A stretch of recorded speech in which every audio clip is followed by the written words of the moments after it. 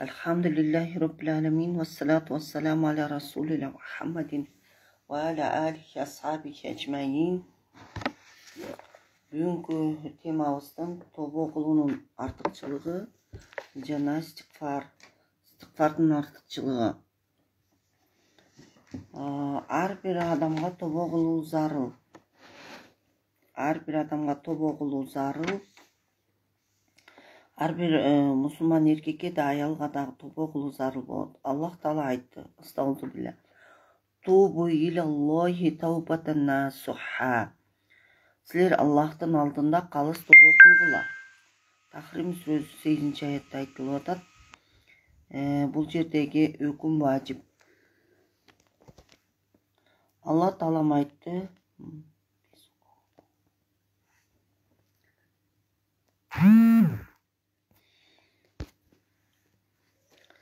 Allah Taala aytты.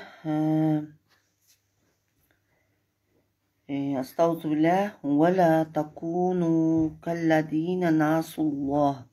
Sizler Allah'ты unutup koygan elдердей болбогула деген Haşr сүрөсүндө. Sizler Allah'ты unutup koygan elдердей болбогула. Başkaça ayтканда, алар Аллах менен келишим түздү да, андан соң Аллахтын китебин артка таштап коюшту дейт. Estağfirullah fa ansahum anfusahum. Allah Taala аларды өздөрүнү өз жандарын унуттуруп койду. Башкача айтканда, алар өздөрүнүн абалын унутуп коюшту. Ушуга чейин алар өздөрүн жамандыктан тоса албай калышты жана өзү үчүн жакшы амал жөнөтө албай калышты. Ушул аятта айтып атат, эгер пенде тобо кылганды токтотуп койсо, анда өзү үчүн кам көрбөй калат экен. Өзү үчүн жакшы амалдарды жөнөтө албай калат экен. Пайгамбарыбыз саллаллаху алейхи вассалам айтты: ким Алла Таалага жолугууну кааласа, Алла Таала да ага жолугууну каалайт. Ким Алла Таалага жолугууну жактырбаса, Алла Таала да аны жолуктурууну каалабайт дейт. Улайка хумул фасикун. Ошол элдер гана акыйкаттан алыс болуучулар.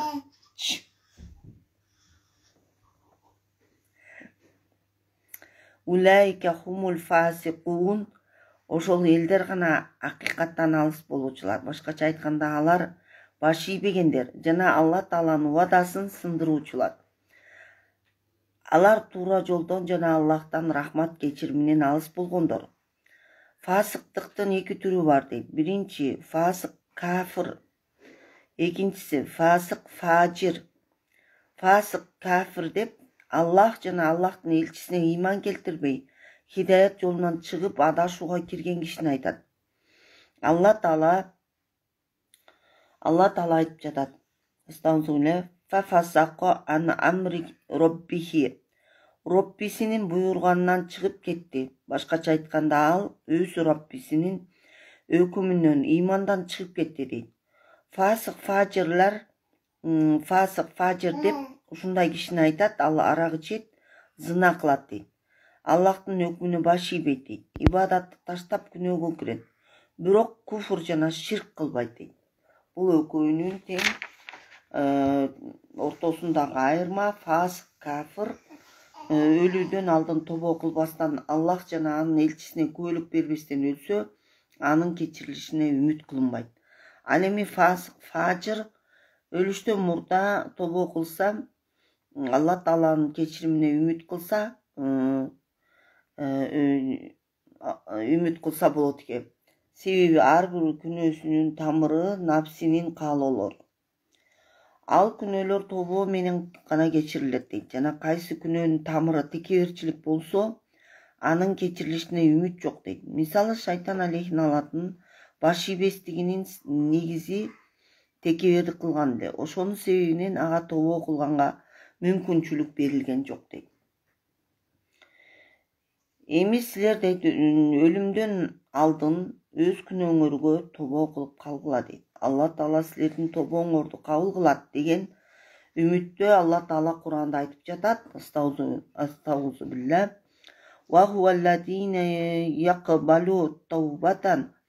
يقبل توبة عن عباده ويعفو عن السيئات.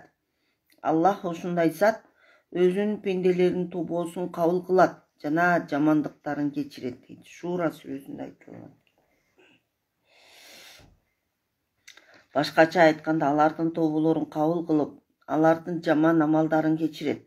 Пайгамбарыбыз саллаллаху алейхи вассалам айтты: Ат-таибу миназ-замби каман ла азамба лаху. Күнөөдөн тобо кылуучу кудум ал эч бир күнөө кылбагандай эле дейт. Күнөөдөн тобо кылуучу ал эч качан күнөө кылбагандай эле дейт. Ошон үчүн көп тобо кылуу биздин милдетибиз экен.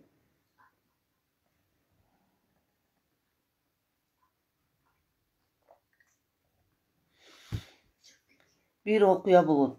Bir киши кандайдыр бир күнөө кылса, аны күндөлүккө жазып коет эле дейт. Bir күнү ал күнөө кылды да өз күнөөсүн жазуу үчүн ал күндөлүктү ачты. Күндөлүктө жазылган эч бир күнөө жок экен. Күнөөлөрдүн ордуна Алла Тааланын бул сөзү жазылып турган экен. Астагфирулла. Фа улайка юбаттилуллаху сайятихим хасанат. Ал эми ким өкүнүп тобо кылса жана жакшылык иштерди иштесе, анда Аллах алардын жаман иштерин жакшы менен алмаштырып коет дейт. Баягы киши күнөөсүн жазайын деп эле дептерин ачса дейт, баягы күнөөлөрдүн баардыгы, жазылгандардын баардыгы өчүп кетип, ушул аят эле жазылып калыптыр дейт. Алла Таалам демек, Алла Таалам анын тоболорун баарын кабыл кылып, жаман иштердин ордуна жакшы иштерди жасады деп жазып койду дейт. Daha bir okuyada deydi Umar radıyallahu anhu'nun убагында Umar radıyallahu anhu өзү кээде Мадинанын көчөлөрүн айланат эле дейт, басат эле дейт. Bir күнү ага дейт жолдон жаш жигит жолугуп калды дейт. Ал өзүнүн кийимдеринин ичине бир бөтөлкөнү көтөрүп бараткан эле. Умар радıyallahu anhu сурады: "Сен бул бөтөлкөнүн ичинде эмнени көтөрүп баратасың?" Ал бөтөлкөдө арак бар болчу дейт. Жигит анын ичинде арак бар деп айтуудан уялды дейт. Дилинде айтты: "О Аллах, мени Фаруку Агзамдын радıyallahu анхунун алдында уят кылба, жана мени шерменде кылба. Анын алдында менин айыбымды жап. Эми мен эч качан арак ичпеймин" деди дейт. Ичинен. Андан соң ал Умар радıyallahu анху айтты: "Момундардын амири, мен уксус алып бара жатам." Умар радıyallahu анху айтты: "Алып кел, көрсөтчү." Ал аны алдында бөтөлкөсүн чыгарды. Умар радıyallahu анху карап көрсө ал уксус экен. Карап көрүңүз дейт. Bir киши bir инсандан коркуп, Аллахтын алдында тобо кылды эле, Алла Таала анын арагын уксуска айлантты. Анткени Алла Тааланын чын дилден тобо кылганын билүүчү. Эми эгер кайсы бир күнөөкөр адам жаман амалдардан чын дилден тобо кылса жана өзүнүн күнөөлөрүнө уялса, Аллах Таала анын жаман амалдарынан арагын, баш ийүүсүн уксуска айлантып коет. Абу Хурайра радıyallahu анхудан риваяткен бир жолу дейт, мен пайгамбарыбыздын артында куптан намазын окуп бүткөндөн кийин чыктым дейт. Абу Хурайра радıyallahu анху айтып атат, бир жолу дейт, мен пайгамбарыбыз саллаллаху алейхи вассаламдын артында куптан намазды окуп бүткөндөн кийин артынан чыктым дейт. Жолдо мага бир аял жолукту дейт. Ал айтты дейт: "О Абу Хурайра, мен бир күнөө иш кылдым. Мен тобо кылсам болобу?" "Мен эмне күнөө кылдың?" деп сураганда ал айтты: "Мен зына кылдым жана зынадан болгон баланы жок кылдым" дейт. Мен ага айттым: "Сен жок болупсуң жана жок кылыныпсың. Аллахка ант, сенин тобоң кабыл эмес" дедим дейт. Муну угуп ал аял эси ооп жыгылды. Мен кетип калдым жана дилимди өзүмө өзүм айттым: Пайгамбарыбыз саллаллаху алейхи вассалам биздин арабызда бир бар туруп мен фатва берип койдум го. Мен пайгамбарыбыз саллаллаху алейхи вассаламдын алдына кайтып барып айттым, бардык окуяны айттым дейт. Пайгамбарыбыз саллаллаху алейхи вассалам айтты: "Сен жок болдуң жана жок кылдың.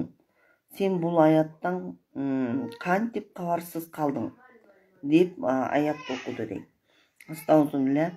"Валладина ла яд'уна мa'аллахи илахан ахар. Фаулайка юбаддилуллаху сайятихим хасанат." Ушундай елдер Аллах менен чогуу башка кудайчаларды чакырбайт жана Аллах алардын жаман иштерин жакшы иштер менен алмаштырып коет дейт. Фуркан сүрөсүнүн 70-аятында айтылат экен.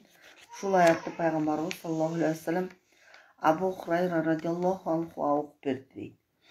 Абу Хурайра радиаллаху анху айтат: "Мен сыртка чыктым, айта баштадым: кимдир бирөө барбы?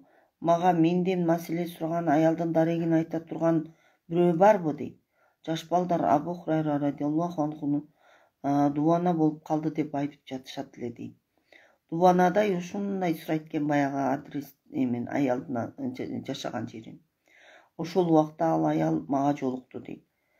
Мен ага бул сөздү айтканымда ал аял сүйүнүп күлдү да мындай деди: "Менин бир багым бар. Мен аны Аллах жана анын элчиси үчүн садака кыламын." Ошентип багын Аллах үчүн жана пайгамбарыбыз үчүн садака кылып, баягы аял тобо кылды дейт. Утба радиаллаху анху жаш жигит эле дейт. Ал фитна, фасад, фажр, фужур, фусук жана арак ичүү менен таанылган эле. Бир күнү ал Хасан Басринин мажлисине келип, Хасан Басри рахматуллахи алейхинин бул аятты түшүндүрүп жатканын эле дейт. Астагфирулла. "Алам я'ни лилладина аману ан тахша'a кулубухум ли зикриллах." Аллахты эстеген үчүн жана акыйкаттын түшкөнүнө ыйман келтиргендердин жүрөктөрү жибий корко турган убакыт келдиби деп ушул аятты окуп жаткан эле дейт. Аяттын түшүндүрмөсүндө Хасан Басри рахматуллахи алейхи ушунча таасирлүү насаат кылгандан элдер ыйлай башташты дейт. Бир жаш жигит туруп деп мындай деди: "Эй жакшы киши, Аллах Таала мага окшош бузукуну дагы тобосун кабыл кылабы?" Хасан Басри рахматуллахи алейхи айтты: "Ооба, Аллах Таала сенин күнөөлөрүң жана ката кемчиликтериң кылган тобооңду да кабыл кылат. Ката кемчиликтериңе карап кылган тоболоруңду кабыл кылат" деди. Жаш жигит Утба радиаллаху анху бул сөздү угуп, анын жүзү саргайып, кубарып кетти. Анын денеси калчылдай баштады. Ал кыйкырып эси болуп жыгылды. Ал эсине келгенде Хасан Басри ага жакын туруп бул ырларды окуп жатат эле дейт. Арыштын Роббисине күнөөкөр жаш жигит, сен билесиң, күнөөлөрдүн жазасы кандай болоорун. Баш ийбегендер үчүн тозок жана анда от кайнап турат жана ачуу келүү болот. Ошол күнү маңдайлардан кармалат. Маңдай чачтарынан кармалат дейт. Эгер сен тозоктун отуна чыдай алсаң, анда баш ийбей жүрө бер. Эгер чыдай албасаң, күнөөлөрдөн кайт дейт. Сен эмнелерди ойлоп жүрөсүң? Жаман иштерди кылып жатасың, өзүңдү өзүң кор кылдың. Сактанууга аракет кыл. Муну угуп Утба радиаллаху анху өтө катуу кыйкырып, кайра эстен танып жыгылып калды. Өзүнө келгенде мындай деп айта баштады: "Эй шейх, ырайымдуу Аллах мага окшош сараңдын да тобосун кабыл кылат бекен?" Шейх айтты: "Кечирүүчү Рабби катуу пендесинин да тобосун кабыл кылат." Андан соң ал башын көтөрүп 3 дуа сурады. "О менин Аллахым, эгер сен менин тобомду кабыл кылсаң жана менин күнөөлөрүмдү кечирген болсоң, анда сен мага зээн жана түшүнүк бер. Мен Куран жана илимден эмне нерсени окусам, жаттап калайын. О менин Аллахым, мага коозун бергин. Ким болбосун менин кыраатымды укканда анын жүрөгүндө жумшактык пайда болсун. Мейли анын жүрөгү катуу таштай болсо дагы дейт. О менин Аллахым, мага адал рызкы бер жана мен күмөн кылбаган жерлерден мага рызкы бер. Алла Таала анын бардык дуаларын кабыл кылды дейт. Анын түшүнүүн эстеп кала турган кубат зээндерин көбөйттү. Ал Куран окуган кезде ар бир угуучу тобо кылат эле. Анын үйүнө күнүнө бир чыныда тамак жана 2 нан коюлат эле. Буларды ким койгонун ал бул дүйнөдөн кайткыча билген жок. Мунун бардыгы Аллахтын алдында тобо кылган кишинин Аллах менен болгон мамилеси эле дейт. Анткени Аллах Таала эч кимдин жакшы амалынын акысын тикке кетирбейт. Кайсы бир аалымдан суралды. Bir kişi тобо кылса, ал тобосу кабыл болдубу, болбодубу, аны кантип билсе болот? Аалым айтты. Аны толук турда айта албайбыз, бирок анын бир аз белгилери бар. Ал өзүн өзү күнөөдөн сакталдым деп ойлосо, жана дүйнөнүн курсанчылыктары анын жүрөгүнөн чыгып кетсе, анын дилинде Алла Таала гана болсо, жана ал жакшы адамдарга жакындап, жаман адамдардан алыс боло баштайт. Ал дүйнөнү өзү үчүн көп деп түшүнүп, көп жакшы амалдарды аз деп түшүнө баштайт. Өз дилин Аллахтын пардасында сарптайт. Өзүнүн тилин сактай баштайт. Келечекти дайыма ойлойт жана өзүнүн күнөөлөрүнө дайыма өкүнүп, кайгырып жүрөт.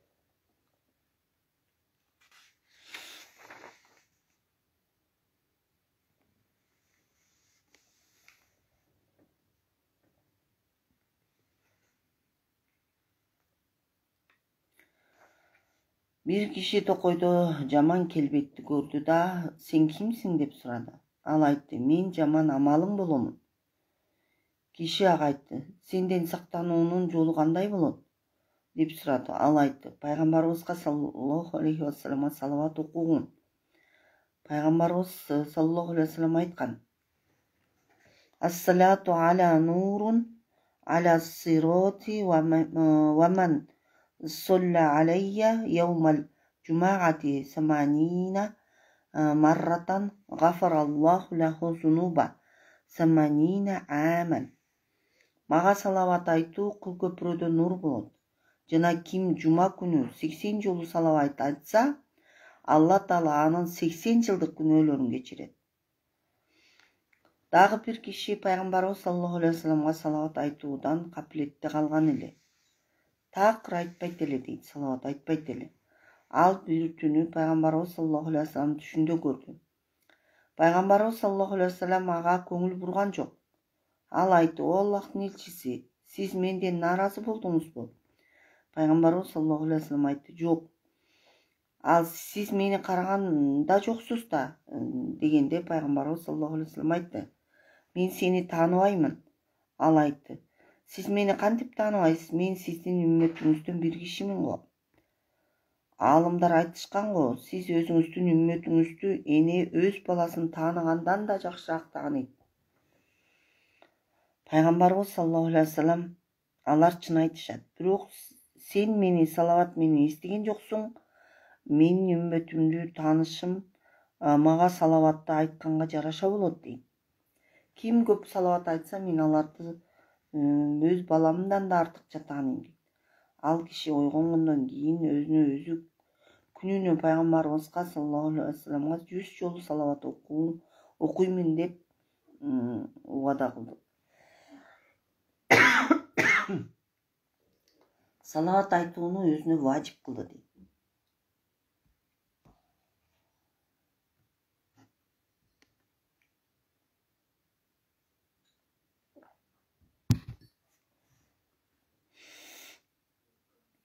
Пайгамбарыбыз саллаллаху алейхи вассаламга салават айтууну өзүнө важип кылды жана ага амал кыла баштады. Бир аз өткөндөн кийин пайгамбарыбыз саллаллаху алейхи вассаламды кайра түшүндө көрдү. Пайгамбарыбыз саллаллаху алейхи вассалам айтты ага, эми мен сени тааныймын жана шафаат кыламын. Мунун себеби ал пайгамбарыбызды саллаллаху алейхи вассаламды чындап сүйдү дейт. Себеби Алла Таалам Куранда айткан, Kul in kuntum tuhibbunallaha fattabi'uni. Ayt, эгер силер Аллахты жакшы сүйсөңөр, анда мени ээрчигиле. Ал-Имран сүрөсүнүн 31-аят. Бул аяттын түшкөнүнүн себеби пайгамбарыбыз саллаллаху алейхи вассалам Кааб бин Ашраф жана анын шериктерин исламга даават берди. Алар мындай дешти дейт: биз Аллахтын уадаларын аткарабыз жана биз чындыгында Аллах менен өтө көп махабат кылабыз. Алла Таала пайгамбарыбыз саллаллаху алейхи вассаламга айтты: Астаузубилля кул ин кунтум тухиббуналлаха фаттабиуни. Менин сүйүктүү пайгамбарым, сен аларга айткын: эгер силер Аллах менен махабат кылсаңар, анда мени ээрчигиле. Башкача айтканда, менин динимде жүргүлө. Чындыгында мен Аллахтын элчисимин. Анын кабарын жана далилин силерге жеткирем дейт. Дагы бир аятта келеткен: Астагфирулла юхиббукумуллаху ва яғфир лакум зунубакум валлаху гафурур рахим. Юхиббукумуллаху ва яғфир лакум зунубакум валлаху гафурур рахим. Алла Таала силер менен махабат кылат жана силердин күнөөңөрдү кечирет. Алла Таала өтө кечиримдүү жана райымдуу. Момундардын Аллах менен болгон махабаты анын өкүмүнө баш ийүүдө, анын ыраазычылыгын каалоодо, ага баш ийүүдө, кыйынчылыктарга чыдоодо. Ал эми Аллахтын пенделери менен болгон махабаты аларга ажыр сооп берүү, аларды кечирүү, жакшы амал кылууга күч-кубат берүү жана жаман амалдардан сактоо. Аларга мээримдүүлүк кылып, аларга белектерди берүү дейт. Ким төрт нерсесиз өзүн көрсөтсө, ал өтө чоң жалганчы дейт. Ким төрт нерсесиз өзүн көрсөтсө, ал өтө чоң жалганчы дейт. Ким өзүн өзү бейишти сүйөм деп көрсөтүп, бирок ал баш ийгендердин амалын кылбаса, ал чоң жалганчы дейт. Ким пайгамбарыбыз саллаллаху алейхи вассаламды сүйөм деп өзүн өзү көрсөтсө, бирок ал аалым жана жөнөкөй кишилерди сүйбөсө, ал дагы чоң жалганчы дейт. Жана дагы ким тозоктон корком деп өзүн өзү көрсөтүп, күнөө ишти таштабаса, ал дагы чоң жалганчы дейт. Ким Аллахты сүйөм деп өзүн өзү көрсөтүп, кыйынчылыктар жөнүндө арызданса, ал дагы чоң жалганчы дейт.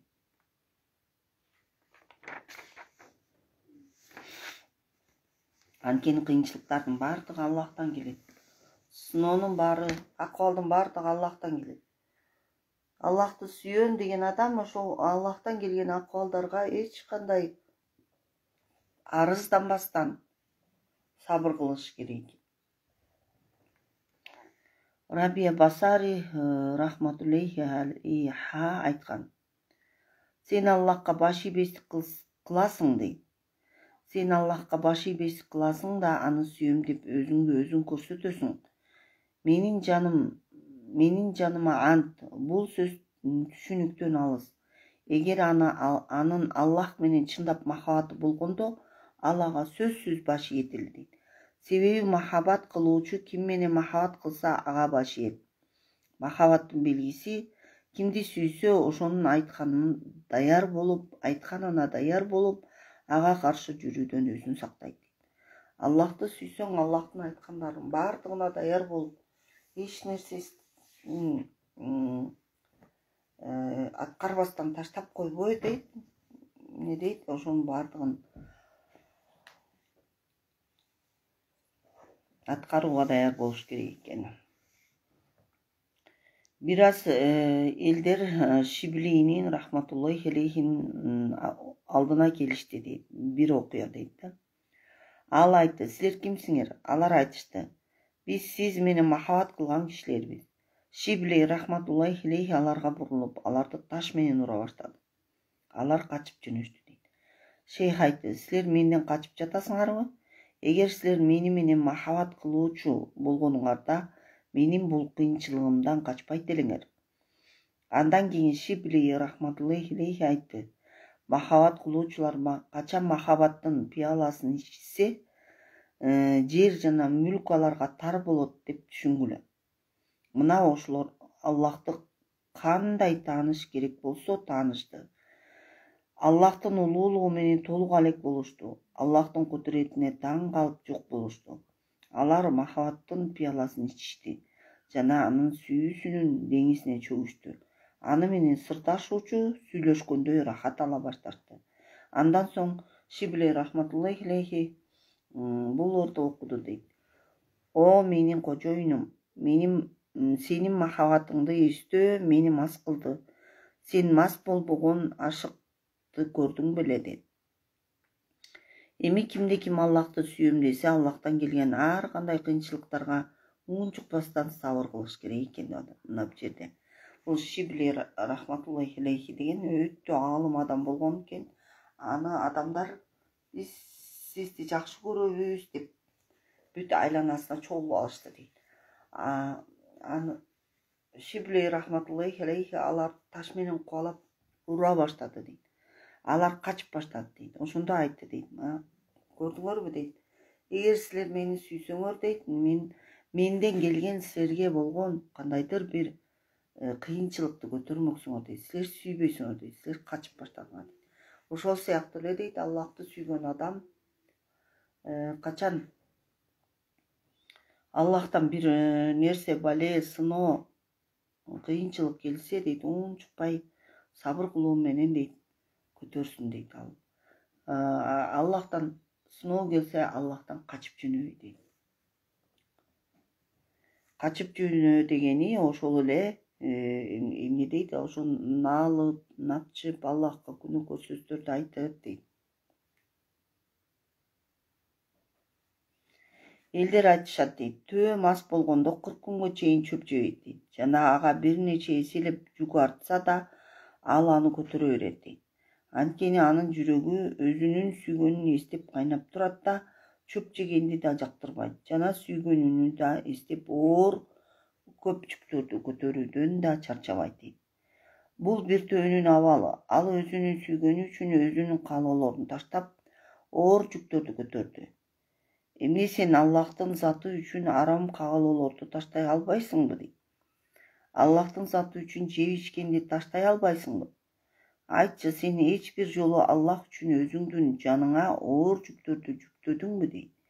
Эгер сен айтылган жакшы иштерден эч бирисин кылган эмес болсоң, сени махабат кылам, Аллахка махабат кылам деп айтышың махабаттын эле аты эле дейт.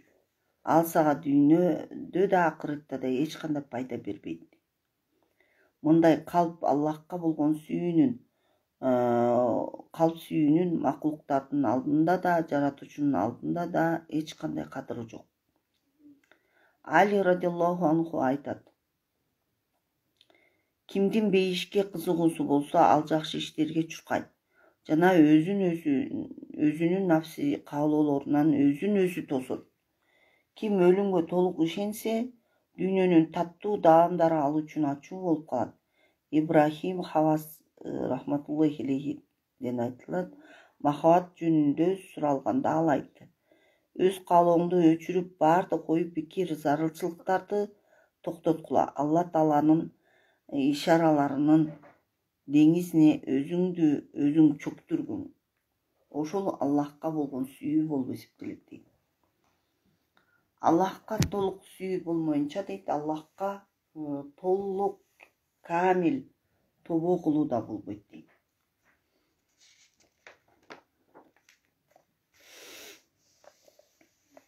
Дагы бир аятта Хижр сүрөсүнүн 50-аятында айтылат экен, пайгамбарыбызга айтып жатат Аллах Таала: Астагфируллах.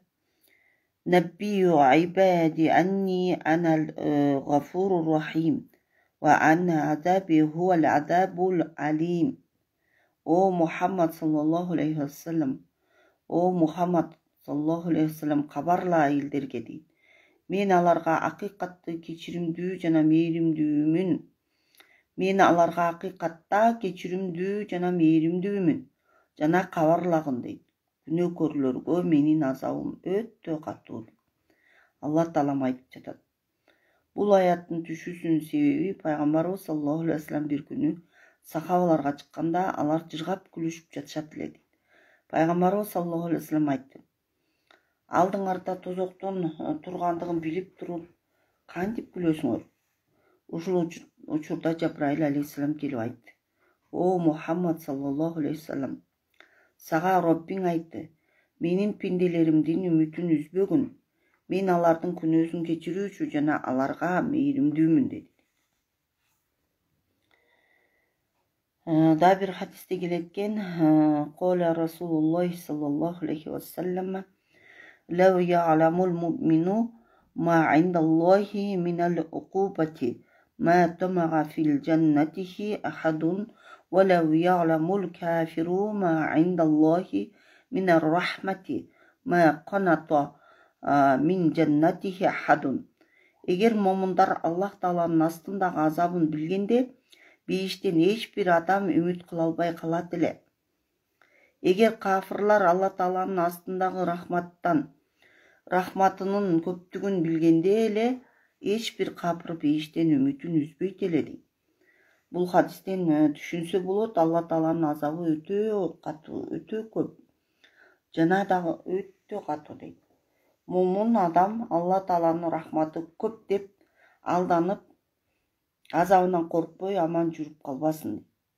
Ар бир момун пенде коркуу менен үмүттүн арасында жүрүүгө тийиш. Себеби коркуу менен үмүт момундун эки канаты сыяктуу. Ошол эки канаты менен Аллах Тааладан үмүт кылган нерсесине жетет жана корккон нерсесинен аман калат. Ошондуктан Лукман алейхиссалам уулуна осуят кылат эле. О уулум, Аллахтын рахматынан үмүт кыл. Ошол эле учурда азабынан дагы коркун жана Аллахтын азабынан корк. Ошол эле учурда рахматынан да үмүт кыл. Факих Абу Лайс рахматуллахи алейхи айтат. Коркуунун белгиси 8 нерседе билинет дейт. Биринчиси тилинен билинет.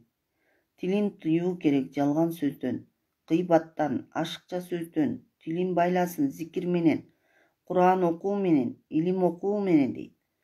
Экинчиси дейт, курсагы жөнүндө корксун дейт.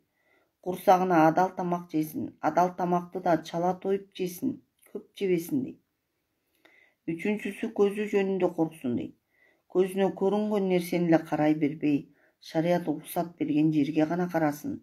Дүйнөгө да кызыгуу көзү менен көрө албасын. Караса да үлгү назары менен карасын.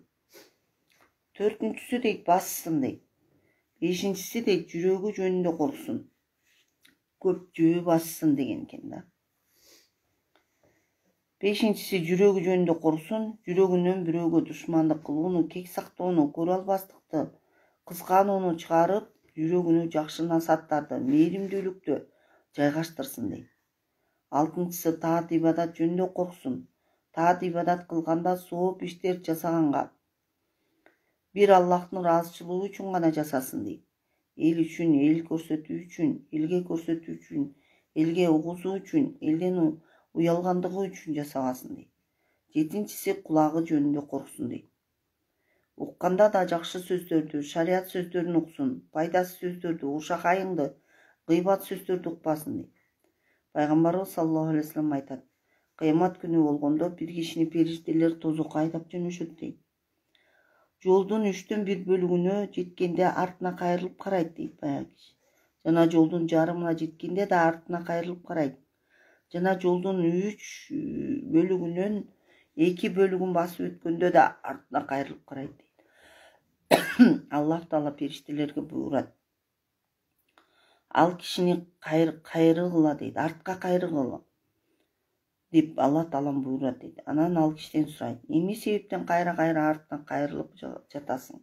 Ал киши айтат. О Раббим, жолдун 1/3 бөлүгүнө жеткенимде Кур'андагы бул сөзүңдү эстедим.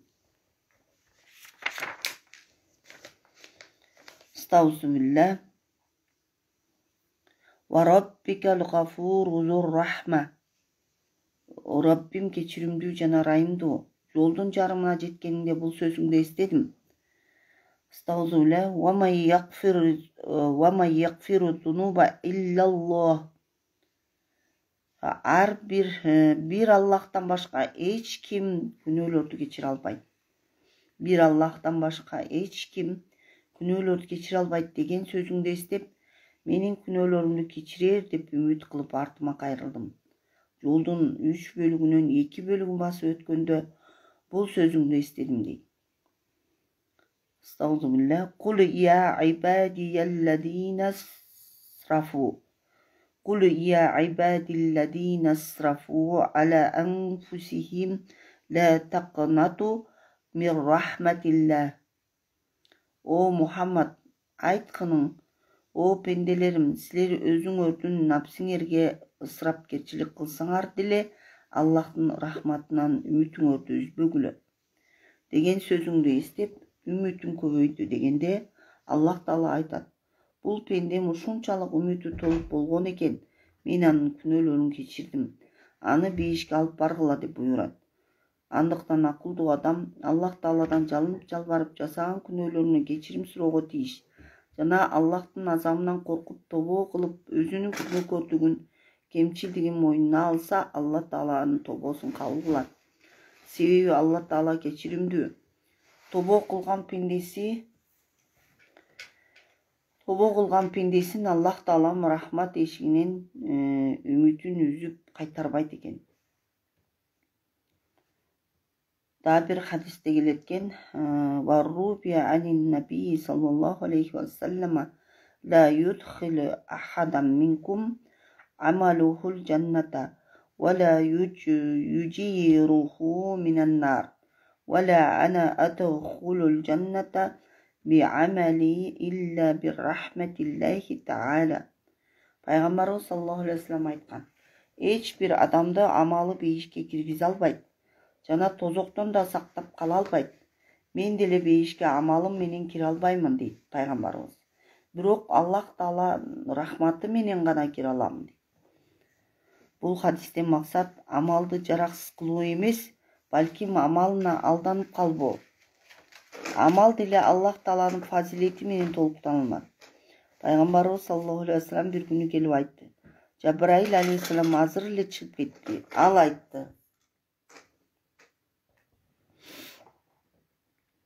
Cebrail aleyhisselam hazır ile çıkıp gitti, al aytты. Men antişip aytam, murdagı pendelerden bir pende aylanasın deniz kurçap turgan bir biyik toğunun çokusunda Allah Taala 500 jıl ibadat kılgan eken. Allah Taalaga toğunun çokusunda bir şirin bulak çıkarıp, Allah Taala maga toğunun çokusunda bir şirin bulak çıkarıp, bulaktın aldında bir anar çıkat eken. Ал киши күндө булактын суусуна даарат алып, анарды жууп жеп ибадатка турат экен. Намаздан кийин дуа кылып Алла Тааладан суранат экен. О Аллахым, менин жанымды, башымды саждага койгон учурда алгының кыямат күнү да башымды саждадан көтөрүп тургандай болуп турайын. Жерге да башка нерсеге да менин денемди жоготууга мүмкүнчүлүк бербегин. Кыяматка чейин башым саждада турсун деп дуа кылат. Allah Taala duasını kabul kılıp aytkanday bolot. Cebrail aleyhisselam aytat: biz kança жерге түшсөк, же асманга чыкканда да анын алдынан өтөбүз. Ал өзү тилегениндей сажда абалында турат. Бирок Алла Тааланын бизге билдириши боюнча кыямат күнү болгондо Алла Таала аны чакырып айтат: бул кишини мен рахматыма алдым, менин рахматым менен бейишке киргизилсин. Ал киши айтат: балки мен өз күчүм менен амалым менен эле кирем дейт. Алла Таала айтат: андай болсо анын амалдарын топтоп жана мен ага берген нематтарымды топтоп экөөнү салыштыргыла дейт. Салыштырганда анын 500 жылдык ибадаттары ага берилген 2 көздүн шүгүрүнө эле тең келди. Калган мүчөлөрүнүн соо болгондугу жана ага берилген башка нематтар бардыгы шүгүрсүз калды. Алла Таала буйрат: бул пендем тозокко ылайыктуу болуп калды. Эми бул пендени тозокко алып баргыла дейт. Ошон үчүн өзүнүн амалдарына көп намаз окуп койдум, көп роза тутуп койдум деп өзүнө курсант болбош керек экен. Периштелер ал пендени тозокко сүйрөп жөнөшөт. Ал пенде коркуп Алла Таалага жалынып жалбарып дуа кыла баштайт. О Раббим, рахматың албасаң менин амалдарым эч нерсеге жарабайт экен. Мен айткан сөзүмө тобо кылдым дегенде Аллах Таала ал пендени кайтарып астына коюп айтат. Сени жок жерден ким жаратты? Ал пенде айтат. О Раббим, сен өзүң жараттың. Ушу да сенин амалың менен болдубу, же менин рахматым менен болдубу? Ал пенде айтат. Албетте, о Аллахым, өзүңдүн рахматың менен болду. Сага 500 жыл таат ибадат кылууга ким өмүр жана күч кубат берди? Деңиздин ортосундагы тоонун чокусунан ким сага орун берди дейт. Ошондой агын суулардын арасынан ширин сууну ким чыгарып берди? Башка дарактар бир жылда бир бышат эле. Сага чыгарып берген анар дарагы күнүнө бир анардан ким бышыртып берди? Саждада турган абалда каалаганыңдай кылып жаныңды ким алды?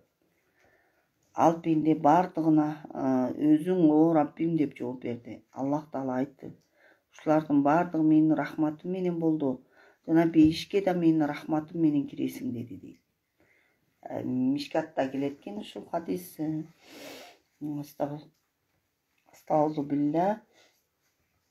Аябай жакшы хадис экен. Ошон үчүн пенде дайыма Аллахтын рахматынан үмүт кылып жана коркуу менен жашоосу керек. Да бир хадисте келет. Коля наби саллаллаху алейхи ва саллам инна амамакум акабатун ла яджузу хал мусаккулуна минат-зунуби илля би мушаккатин азиматин. Пайгамбарыбыз саллаллаху алейхи ва саллям айткан. Алдыңарда өтө бийик ашуу турат. Күнөөсү көп адамдар андан ашып өтө албайт. Бирок өтсө да өтө кыйынчылык менен өтөт дейт. Ал ашуу биринчи жандын чыгуусу. Андан кийинки ашуу көрдөгү кыйынчылыктар. Андан кийинки ашуу көрдөн тирилип макшарга айдалып баруусу. Макшарда 40 жыл күндүн астында тертеп терине көмүлүп туруусу. Эсеп кысап кылынуусу дейт. Сооп күнөөлөрүнүн таразага тартылуусу. Тозок үстүндө тартылган көпүрөдөн өтүүсү, сирот көпүрөсүнөн. Карыздарынан, ыза берген адамдарынан кутулуусу дейт.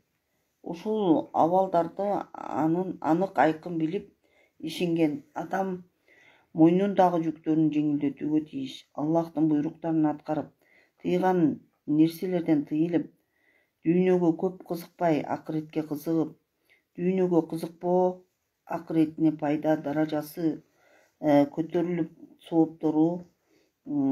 сооптору таразасын басат дейт. Анас радиаллаху анху айтат. Мусулмандардын кедейлери пайгамбарыбыз саллаллаху алейхи ва салламга элчи жөнөтүштү дейт. Ал элчи пайгамбарыбыз саллаллаху алейхи ва салламга келип айтты. О Аллахтын элчиси, мен сизге кедейлерден элчи болуп келдим деди. Пайгамбарыбыз саллаллаху алейхи ва саллям кош келипсиң деди. Сиз Аллах Таала жакшы көргөн коомдун алдынан келипсиз деп жакшы кабыл алды. Ал элчи айтты. Менин келгенимдин себеби кедейлер айтып жатышат. Байлар сооптордун бардыгына ээ болушту. Алар хаж кылышат, биз хаж кыла албайбыз. Алар садака кылышат, биз кыла албайбыз. Алар кул азат кылышат, биз кыла албайбыз. Ооруп калышса, кайыр садака кылышат, биз кыла албайбыз. Пайгамбарыбыз саллаллаху алейхи ва саллям айтты. Сен барып кедейлерге барып салам айткын. Анан айткын аларга. Ким кедейлик жашоосуна сабыр кылса, сооп талап кылып олтурса, ага 3 касиет бар. Андай касиет байларда жок. Биринчи касиет, бейишке кызыл жакут таштан курулган бир үй берилет ага дейт. Бейиштегилер дүйнөдөгү адамдар жылдызга караган сыяктуу ал үйгө карашат дейт. Ал үй пайгамбарлар жана шейиттер жана кедей мусулмандар гана ал үйгө киришет дейт. Экинчи касиети, кедейлер бейишке байлардан жарым күн илгери киришет дейт. Ал жарым күн илгери деген 500 жылга туура келет дейт. Үчүнчү касиети, 2 касиет берилет дейт. 2 эле касиет бар. Сулайман алейхиссалам дагы башка пайгамбарлардан 40 жылдан кийин бейишке кирет. Ага Аллах Таала падышалык байлык бергендей себебинен дейт. Үчүнчү касиети, бир кедей мусулман киши келимени айтса, субханаллахи, ушул келимени айтса, субханаллахи, алхамдулиллахи, ва ла илаха иллаллаху, аллаху акбар деп айтса дейт, байлар жетпеген соопторго жетет дейт. Ал элчи кедейлерге келип, пайгамбарыбыз саллаллаху алейхи вассаламдын сөздөрүн кабар бергенден соң, кедейлер сүйүнүп, андай болсо биз кедейлик жашообузга ыраазыбыз дешти дейт. Дагы бир хадисте келет экен. Кола Расулуллахи саллаллаху алейхи вассалама, я юханнасу тубу илаллахи, фа инни атубу илейхи фил яуми миятта маррат. Пайгамбарыбыз саллаллаху алейхи вассалам айткан: о адамдар, тобо кылгыла Аллах Таалага. Мен Алла Таалага күнүнө 100 жолу тобо келтиремин дейт пайгамбарыбыз. Бул хадисте пайгамбарыбыз саллаллаху алейхи вассалам үммөттөрүн тобо кылууга кызыктырып жатат.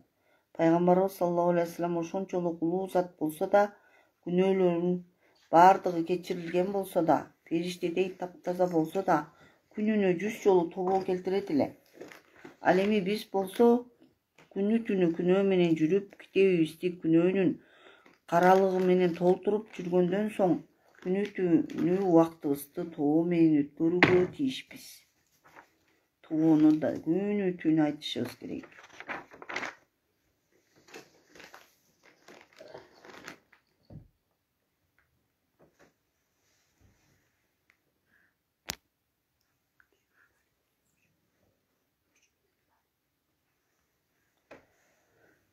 Ошон үчүн Саидул истигфарды көп айтышыбыз керек. Саидул истигфарды көп айтышыбыз керек. Истигфар тобо кылып астагфируллахты көп айтышыбыз керек. Күнүнө дейт астагфируллах, астагфируллах,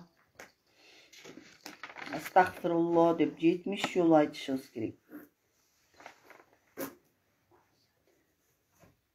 70-100 жолу айтышыбыз керек. Пайгамбарыбыз 70 жолу айткан экен. 70 жолу айтсак, пайгамбарыбыздыкындай болот экен. Пайгамбарыбыздын кылган амалына амал кылсак, сүннөт катары болуп кетет. Ошон үчүн дайыма ар бир намаздан кийин Саидул истигфарды айтышыбыз керек.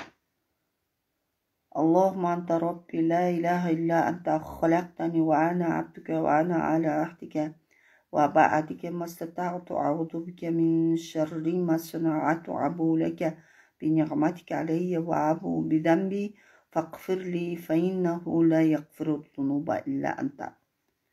Саидул истигфар ушул Саидул истигфарды жаттап, дуа китептерден жаттап, дайыма айтып жүрүшүбүз керек экен. Ар бир намаздан кийин Саидул истигфарды айтып жүрсөк, истигфарлардын улуусу дейт. Бул улуу истигфарлардын эң улуусу дегенден кийин бул Саидул истигфар сөзсүз түрдө кабыл кылынат деп ниет кылабыз.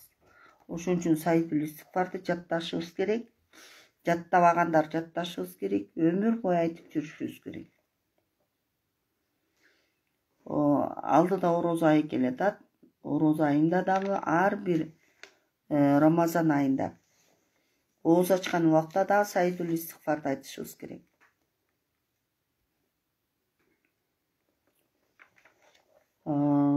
Ооз бекитип жатканда дагы Саидул истигфарды айтышыбыз керек. Ошентип биз эми ороз айында ар бир кылган жакшы амалга 70 эсе жазылат дейт. Мисалы, эгер Куран окуганды билбесе, ороз айында Куран окуганды үйрөнүп баштаса, анда мындай күндөрү, Рамазан эмес, жөнөкөй күндөрү Куранды үйрөнгөн болсо, анда ага ар бир тамгасына 10 сооп жазылат дейт. Эми Рамазан айында орозо болуп туруп үйрөнө турган болсо, анда ага 70, мурунку 10 соо кошулуп 80 соо, ар бир тамгага 80 соо жасалат.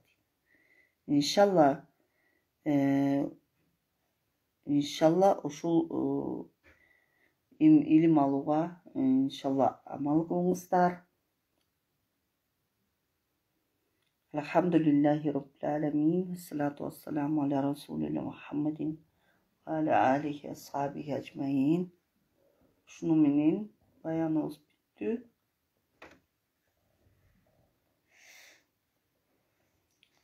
Аллах таалам сіздерге да тобо кылганга, бизге да тобо кылганга Аллах таалам насип кылган болсун.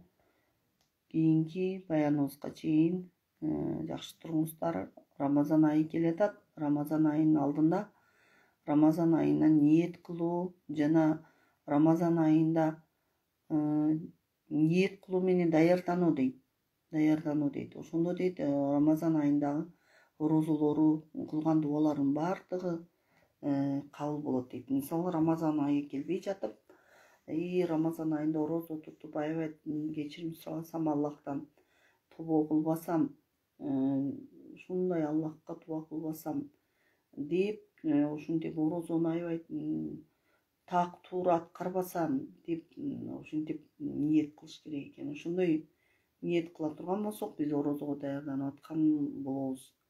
Ошол ниетибизге жараша Аллах таалам орозодо бизге да ушундай амалдарыбызга береке берип коет иншалла.